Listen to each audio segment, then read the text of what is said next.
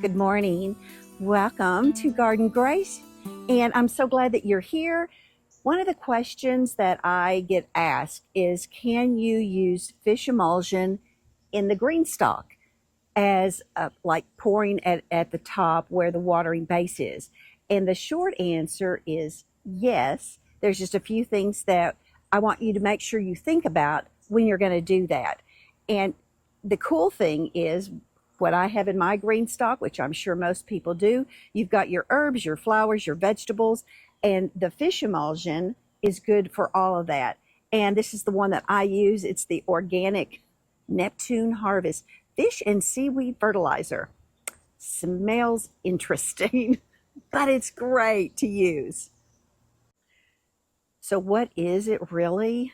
It is a liquid organic fertilizer made from fish parts. Yes, it smells very fishy, but it's still very good.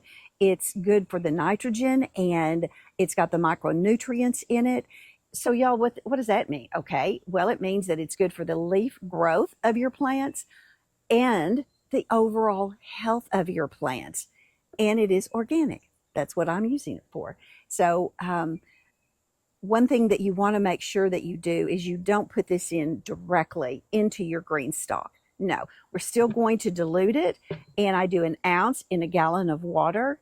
And the other key part is you need to just double check your particular product that you're using, because if it has chunks in there, you're going to want to stir this up really well, because otherwise it's going to clog your GreenStalk, and that's not what we want to do. We don't want to cause more work for ourselves, right? Another thing that you really want to make sure that you do first, y'all, is make sure that your GreenStalks are well watered. Not soggy, but well watered. You don't want this to go in there and there be dry pockets, because that's not good for the plant. It could actually burn them, and it's not going to get absorbed as well. And so what I'm going to do first is make sure that I do a field check. A feel check on each of the pockets real quick. I did do the watering yesterday. However, we're in the high heat dome right now and here in Southwest Arkansas.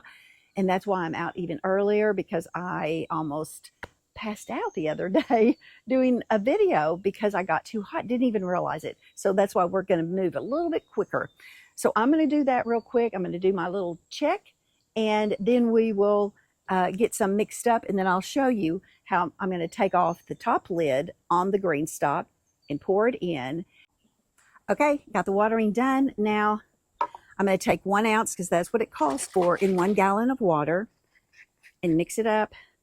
Mine is liquidy, so I don't have to worry about there being chunks in it that might clog up. And I just want to show y'all. That's what it looks like. It looks like kind of like mud. And so I'm going to rinse out this and fill this up. This is a 1 gallon container, so I'll fill it up all the way.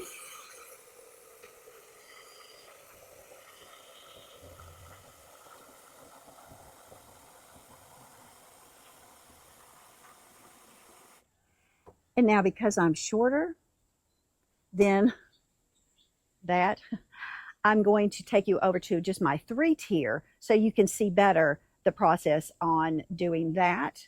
So let's just get you over there. So this is what I wanted to show y'all, is what the middle part looks like. It has the little holes. It has the little holes that go down, and then it's got this one that funnels to each of the gray. There are gray discs in each of the tiers, and I mean, the design is just awesome. So let's pour this in.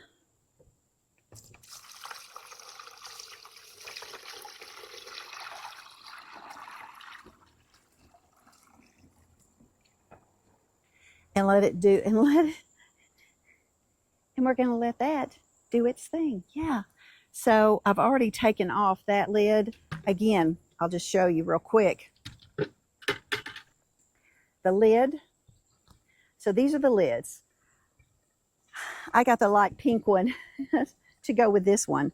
And okay, what these are good for, y'all, just to tell you, is it keeps, if you have a lot of trees, it keeps debris from falling into your watering basin and clogging up the holes. And then the opening right there, see, it fits beautifully for my irrigation spout.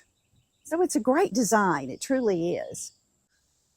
And if you're wondering how often you should do this, you can do it every 10 to 14 days.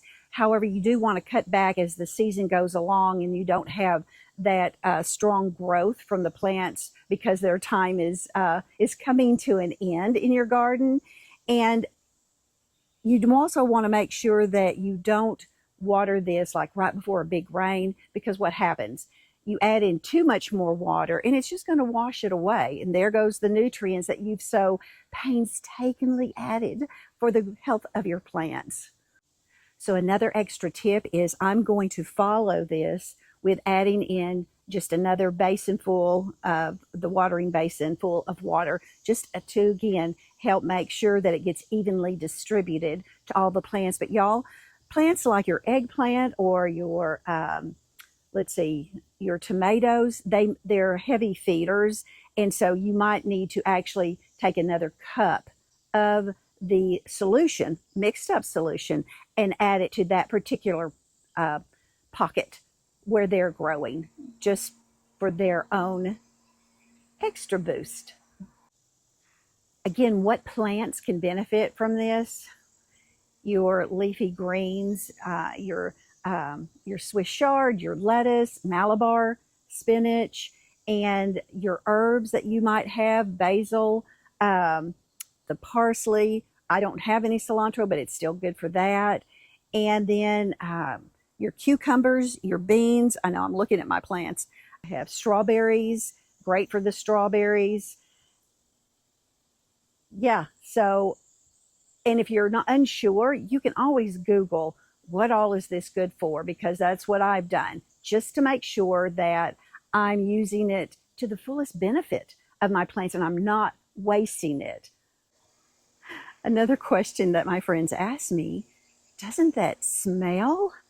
Yep, it does. However, it dissipates. You're not going to be smelling it like going out and smelling it in your garden, because after I've done 2 of my 4 tiers and I don't smell it at all. So I've got to finish off the other 2 tiers and then give a little bit of extra watering boost. And just remember though, y'all, like with anything, even if you're needing to spray your plants for bugs or fungus or anything, do it early in the morning or late in the evening. You don't want to do it in the heat of the day. You know, fish emulsion, just like my yeast fertilizer, my banana fertilizer, it's just one of my go-to garden boosters. It's one of those things that you need to have in your garden medicine cabinet. And especially if you're doing vertical or container gardening. As they are looking a little tired, and kind of how I felt after getting too much heat the other day, just it's a great way to show them some love, give them the boost that they need, and just do it in the right way. Because when you do that, then you are actually benefiting from your care of them, because they're going to produce for you like you want them to. I would love to know in the comments if you are feeding fish emulsion. Have you ever done it? Have you heard about it? I'd love to know what your experience has been. And again, y'all, it's just